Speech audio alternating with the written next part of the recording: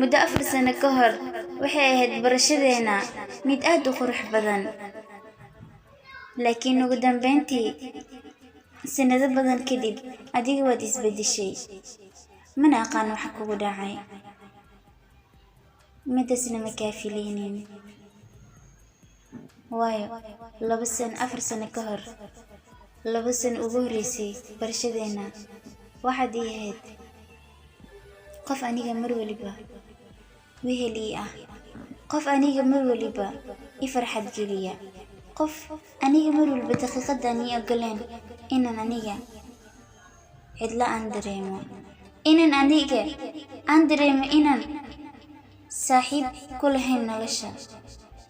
waxaad ii ahayd sida booska walaashiidoo kale ii taagneed. wax walba oo walaashiida aan u sheegto waan kuu sheegi jiray. wax walba gabar saaxiibteeda booskeed aan u sheegto waan kuu sheegi jiray adiga.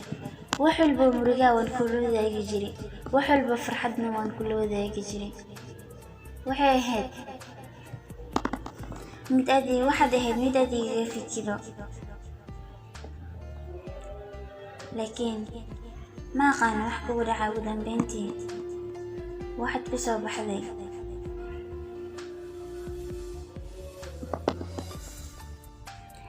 dambeyntii waxaad ku soo baxday qof aan aniga aqooninba. waayo qofkan aniga aqaani ma aqaan meeshuu ka baxay. taasina waxaa tusaale kuga ah maanta oo ciid ah. qofka ugu horeeya ciid wanaagsan ay dhihi jirtay noloshaada aniga ayaa ahaa, laakiin taas way dhici weysay. shalay ayaa ciideed, shalay ayaad ciiday, hal marna maadan idhihin Faadumo ciid wanaagsan. dhib ma lahan, sida xilliyadu isku bedela ayuu bini'aadanka isku bedelaan. aniga hadda macalaacalaayo adiga dacwad kuma qabo.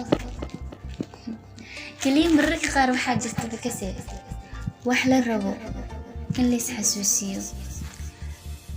hadda waxaa igu jawaabaysaa Faadumo aniga waa mashquulsanaa ayaamahan ciidaa jirtay. way kaa yaala maxaa la makasee. laakiin hal qaacida kuu sheegaa, qaacidada liga qaado si aadan jawaabta saadhoweysiinin.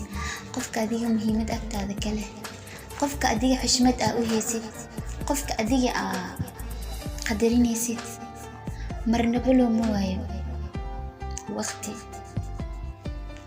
waxaa kaloo isweydiinaysaa waa ay Faadumo kusoo dhiibaysay iyada ciid wanaagsan.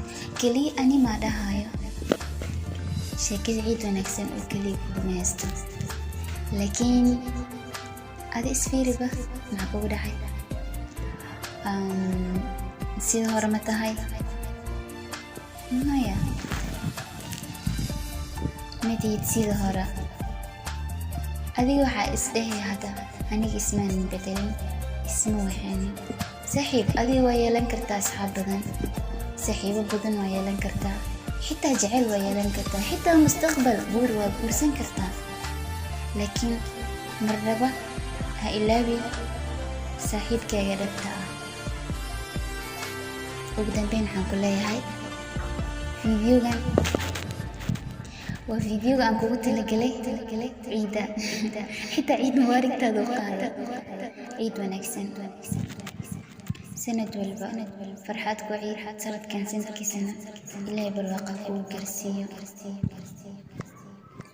fariintan waxay kaaga timid saaxiibtaada hore oo aad waqti u weysay, xitaa aad ku dhaadid ciid wanaagsan.